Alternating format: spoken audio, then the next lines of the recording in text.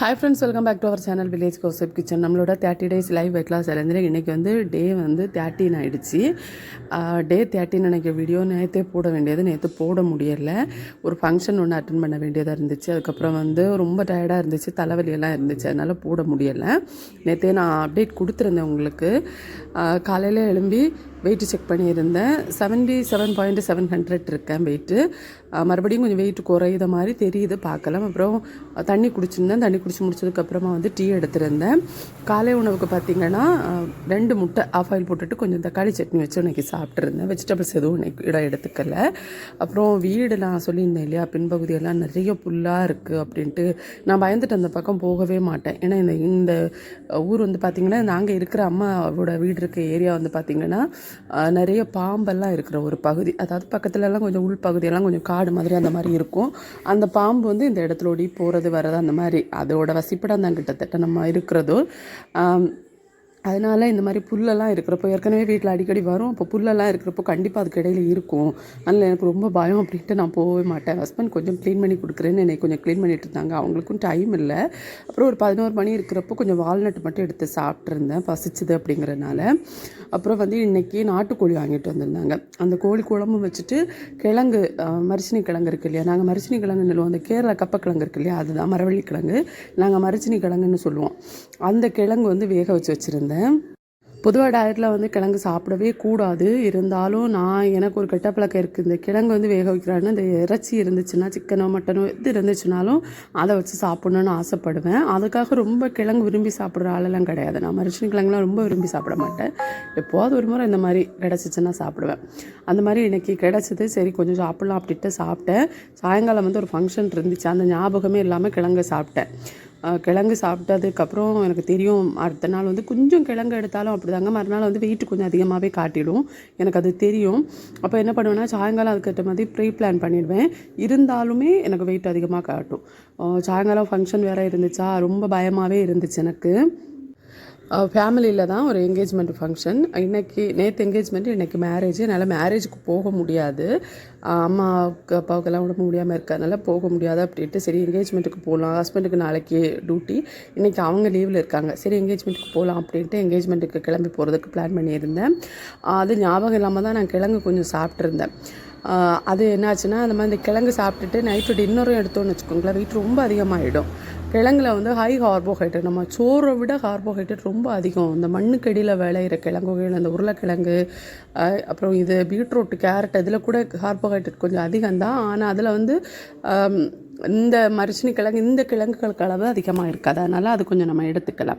இது அப்படி கிடையாது. நம்ம டயட்டில் எடுத்தோன்னா கண்டிப்பாக நம்மளோட டயட்டை அது பாதிக்கும். அதாவது டெய்லி வெயிட் லாஸ் ஆகணும் அப்படின்னு நீங்கள் எதிர்பார்க்குறீங்க, ஒரு லோ கார்ப் டயட்டில் இருக்கீங்க அப்படின்னா எடுக்க வேண்டாம், அவ்வளோதான். மற்றபடி கலோரி டயட்டில் இது எடுத்துக்கலாம் கொஞ்சம். அதுக்கேற்ற மாதிரி ஒர்க் அவுட் எல்லாம் இருக்குது அப்படிங்கிற பட்சத்தில் கண்டிப்பாக வெயிட் லாஸ் ஆகும்.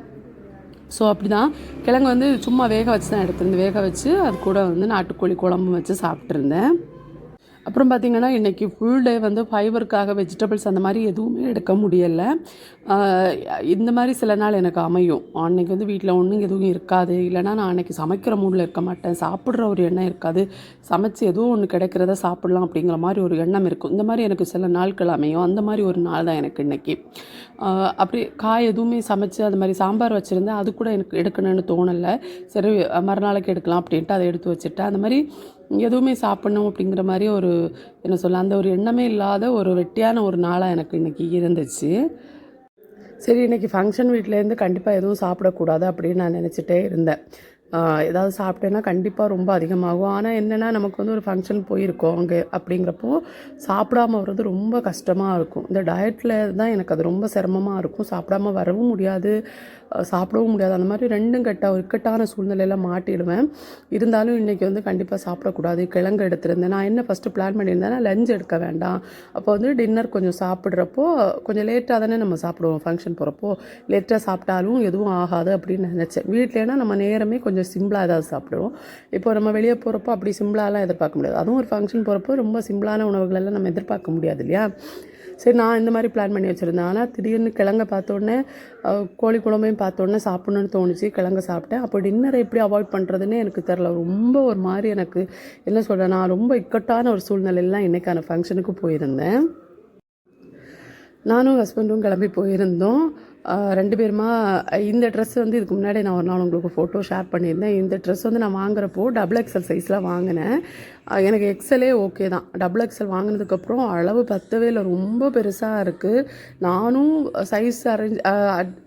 சைஸ் அட்ஜஸ்ட் பண்ணி பார்க்குறேன். இருந்தாலும் எனக்கு அது ஃபிட் ஆகாத மாதிரியே ஒரு ஃபீலு.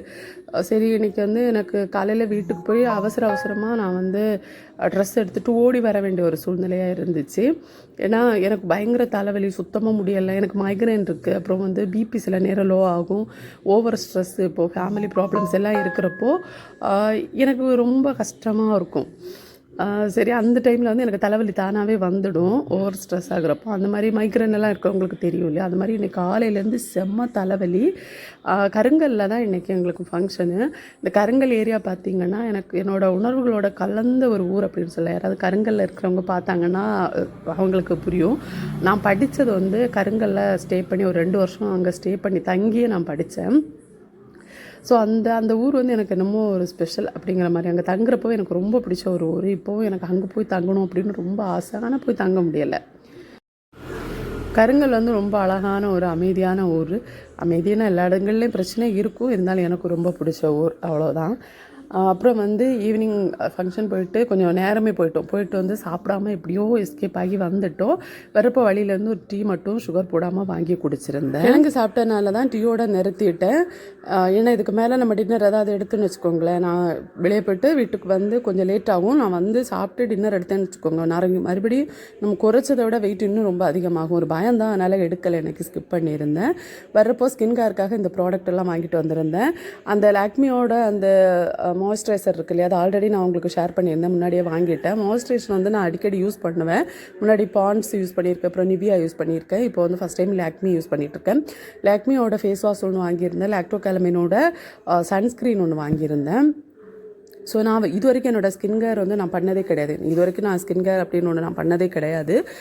ஃபஸ்ட் டைம் இப்போ வந்து என்னோடய ஸ்கின் வந்து நல்லா டேமேஜ் ஆகுது, எனக்கே தெரியுது, கண் கூட தெரியுது. ஸ்கின்னில் நிறைய வந்து டேன் ஆகுது, நிறைய வித்தியாசம் தெரிய ஆரம்பிச்சு. ஏஜ் போயிட்டுருக்கு இல்லையா? ஸோ இனி வந்து நம்மளோட 21 வயசுக்கு அப்புறம் வந்து நம்மளோட ஒவ்வொரு வயசு நமக்கு ஏற நம்மளோட பாடியில் வந்து கொலாஜன் வந்து ஒரு பாயிண்ட் வந்து குறைஞ்சிட்டே வரும்னு சொல்கிறாங்க. ஸோ இந்த மாதிரி கொலாஜன் குறையிறப்போ நம்ம ஸ்கின் வந்து எனக்கு எனக்கு இப்போ 36 ஆகிடுச்சு. இப்போ நிறைய குறைஞ்சிருக்கும்.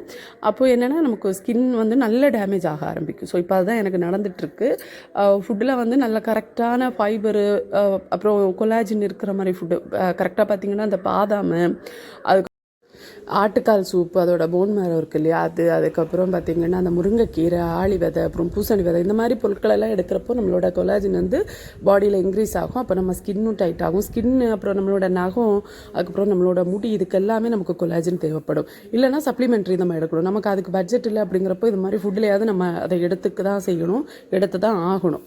ஸோ அந்த மாதிரி தான் இருக்குது. நான் இப்போ ஸ்கின் கேர் ரொட்டீன் ஆரம்பிக்கலாம் அப்படின்ட்டு இது வாங்கியிருக்கேன். என்னோடய பட்ஜெட்டுக்கு ஏற்ற மாதிரி நான் வாங்கியிருக்கேன்.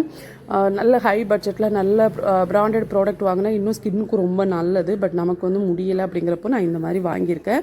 பார்க்கலாம் இதோட ரிசல்ட் எல்லாம் எப்படி இருக்குது அப்படின்ட்டு. ஒரு 30 days பிளான் மாதிரி நான் ஷார்ட்ஸில் உங்களுக்கு கண்டிப்பாக ஷேர் பண்ணுறேன். ஓகே ஃப்ரெண்ட்ஸ், அவ்வளோதான். இந்த வீடியோ உங்களுக்கு ஏதாவது கண்டிப்பாக யூஸ்ஃபுல்லாக இருக்கும்னு நினைக்கிறேன். நாளைக்கு சந்திக்கலாம். பாய் ஃப்ரெண்ட்ஸ், தேங்க்ஸ் ஃபார் வாட்சிங்.